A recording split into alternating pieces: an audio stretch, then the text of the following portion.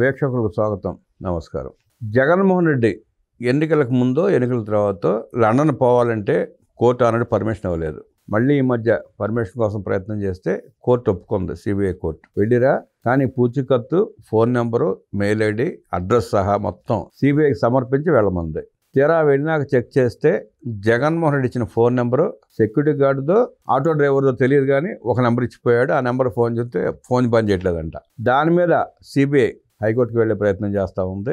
అసలు జగన్మోహన్ రెడ్డి నేర చరిత్ర, ఆ కేసులు ఏంటి, ఎందుకు లండన్ వెళ్ళాలంటే సిబిఐ పర్మిషన్ తీసుకోవాలి, కోర్టు పర్మిషన్ తీసుకోవాల్సి వచ్చిందో తెలుసుకునే ప్రయత్నం చేద్దాం. విశ్లేషించడానికి మనతో పాటు శ్రీలీల గారు ఉన్నారు. వారిని మరిన్ని విశేషాలు తెలుసుకుందాం. నమస్తే శ్రీలీల. నమస్తే అండి. జగన్మోహన్ రెడ్డికి మొన్న కండిషన్ బెయిల్ ఇచ్చింది కోర్టు. కండిషన్ బెయిల్ ఏమైనా బెయిల్ మీద తిరుగుతున్నాడు అనుకోండి. ఆయన లండన్ వెళ్ళి రావడానికి, కన్న కూతుర్ని పలకరించి రావడానికి కోర్టులో పర్మిషన్ తీసుకుని వెళ్లాల్సిన పరిస్థితిలో జగన్మోహన్ రెడ్డి ఉన్నాడు. ఆ జగన్మోహన్ రెడ్డిని మెయిల్ ఐడి, అడ్రస్, ఫోన్ నెంబర్లు అన్ని ఇచ్చేమంది కోర్టు. అవన్నీ దొంగ అడ్రస్లు, దొంగ ఫోన్ నెంబర్లు ఇచ్చి పారిపోయాడు. అసలు జగన్మోహన్ రెడ్డి ఈ ఫోన్ నెంబరే దొంగ నెంబర్ ఇచ్చిన జగన్మోహన్ రెడ్డి ఆంధ్రాకి తిరిగి వస్తాడంటారా? ఆ రోజున అసలు ఈ ఫోన్ నెంబరు అడిగినప్పుడే కోర్టు మనం చాలా వీడియోలు చేసుకున్నాం దాని మీద. బాబు ఫోన్ లేదు, ఫోన్ నెంబరు లేదు, నాకెక్కడదు ఫోన్, అసలు నేను ఎందుకు మాట్లాడతాను, ఇంట్లో వాళ్ళకి అవసరమైతే ఆఫీసుకు చేస్తారు, నాకు ఇస్తారు ఫోను, మాట్లాడతాను, నాకు ఫోన్తో ఏం పని అని అన్న జగన్మోహన్ రెడ్డి గారు మాటలు ఇవి. గతంలో ఇదే చెప్పాడు ఆయన, నాకెందుకు ఫోను అన్నట్లుగా. మరి ఈ రోజున చూస్తే మరి కోర్టు ఆ ఫోన్ నెంబర్ అడిగినప్పుడు ఇదే మాట చెప్పాల్సింది కదా ఆయన. నాకు ఫోను లేదు, ఫోన్ నెంబరు లేదని చెప్పినట్టే ఆ రోజు తేల్చేవాళ్ళు. నువ్వు టికెట్ వద్దు, నువ్వు పర్మిషన్ అవసరం లేదు, నువ్వు వెళ్లాల్సిన అవసరం లేదు, ఇక్కడే ఉండని. మరి ఆ రోజునేమో ఇచ్చేస్తామని చెప్పేసి ఇచ్చేస్తాడు. ఈరోజు తీరా ఆ ఫోన్ నెంబరు గురించి ఎంక్వైరీ చేస్తే అది ఏమి నెంబరో తెలియని పరిస్థితి. పక్కింటాళ్ళదా, ఎదురింటాళ్ళదా, ఎవరిదో తెలియదు. మరి ఎవరి నెంబర్ ఇచ్చాడు, దారిని పోయే దానయ్య నెంబర్ ఇచ్చాడని చెప్పి ఈ రోజున మనం వింటున్నాం. అసలు జగన్మోహన్ రెడ్డి గారు పుష్కర కాలంగా అసలు ఇదొక వరల్డ్ రికార్డ్ అండి. ఆయన అసలు బయట తిరగటమే వరల్డ్ రికార్డు. మరి దాన్ని బ్రేక్ చేసి ఈ రోజున పాపం సిబిఐ కాపాడుకుంటూ వస్తుంటే వెళ్ళిన ఆ సిబిఐకి కుచ్చు టోపీ పెట్టిన జగన్మోహన్ రెడ్డి. మామూలు టోపీ కూడా కాదు, కుచ్చు టోపీ పెట్టాడు, ఎగిరిపోయాడు యూరప్. మరి ఈయన ఈ రోజున అక్రమ ఆస్తుల కేసులు, ఈడీ, సిబిఐ ఒక రకం కేసులా. మొన్న చూస్తే బాబాయిని రప్పరప్ప నరికేశారు, మొన్న చూస్తే పాప మా సింగయ్యని తొక్కిచ్చేశారు. ఒకటా రెండు ఈ విధంగా చెప్పుకుంటూ పోతే ప్రతి ఎక్కడికెళ్ళు ఏదో ఒకటి మనుషుల్ని లేపేయటం.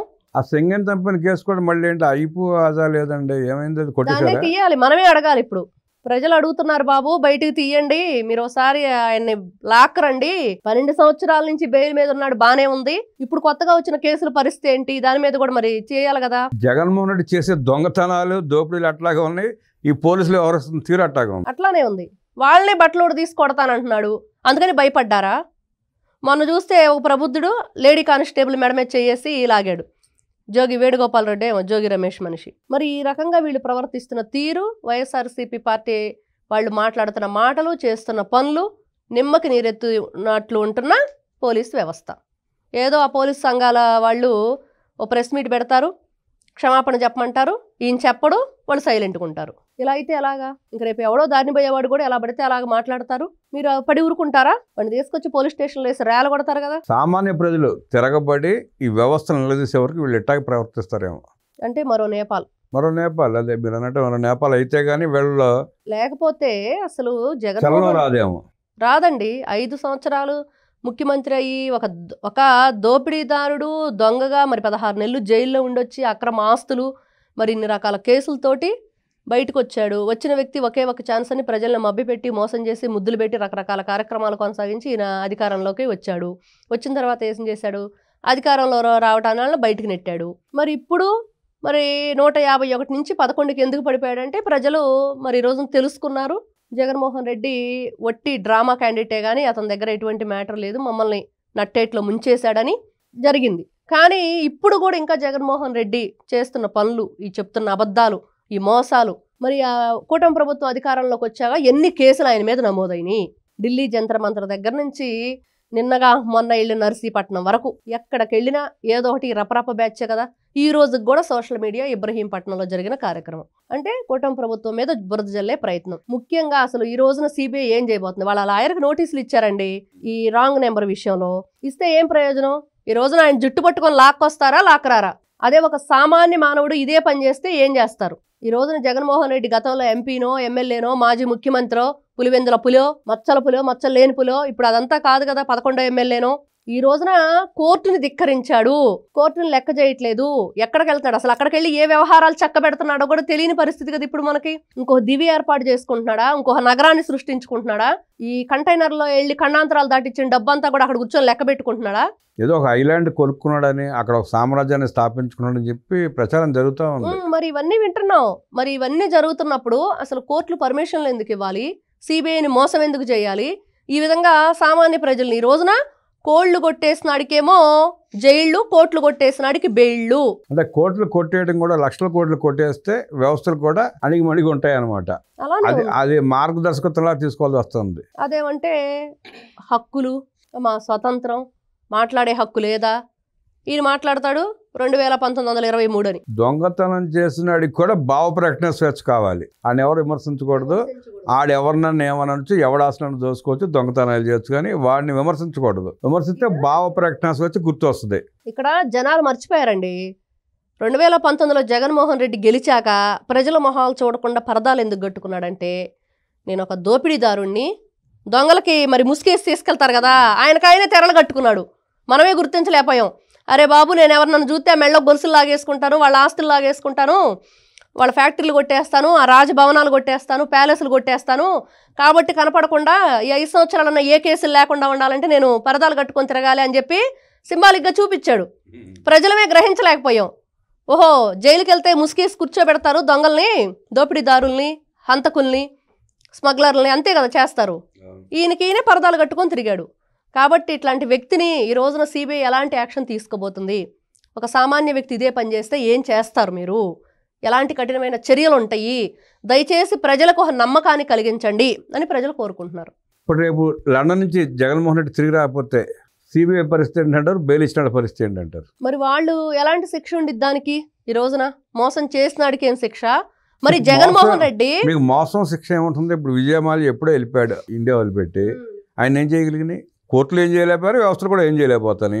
అలాగే విజయమాలకి మళ్ళీ చాలా మంది ఉన్నారు, ఆర్థిక నేరగాలు చాలా మంది ఉన్నారు. 12 మంది లిస్ట్ చదివాం. అలా కాదండి, ఇప్పుడు ఒక రైతు భార్య తాళిబొట్లు తాకట్టు పెట్టి పంట వేస్తాడు, ఆ బ్యాంకులో లోన్ తెచ్చి ఆ పంట పండదు, ఆ బంగారానికి లోన్ కట్టలేడు, అప్పుడు ఏం చేస్తున్నారు రైతుని? ఆ బంగారం వేలం వేసుకుంటారు, లేదంటే ఇల్లు జప్తు చేస్తారు, పొలాలు జప్తు చేస్తారు, కావాలంటే రైతులు ఇళ్లలో ఉన్న మేక పిల్లల్ని, గొర్రె పిల్లల్ని, గేదెలు కూడా జప్తు చేస్తారు. అంటే ఆ రైతు లంచం ఇవ్వలేడుగా అధికారులకి. ఇప్పుడు 1,00,000 కోట్లు దోచుకున్న జగన్మోహన్ రెడ్డి లాంటి 10,000, 1,00,000 రూపాయలు, 1 కోటి రూపాయలు లంచం వేస్తాడు. రైతులు ఇవ్వలేరుగా, సామాన్యుడు లంచం ఇవ్వలేడుగా. అందుకని చెప్పి వీళ్ళ మీద మాత్రం కఠిన శిక్షలు ఉంటాయి వీళ్ళకి.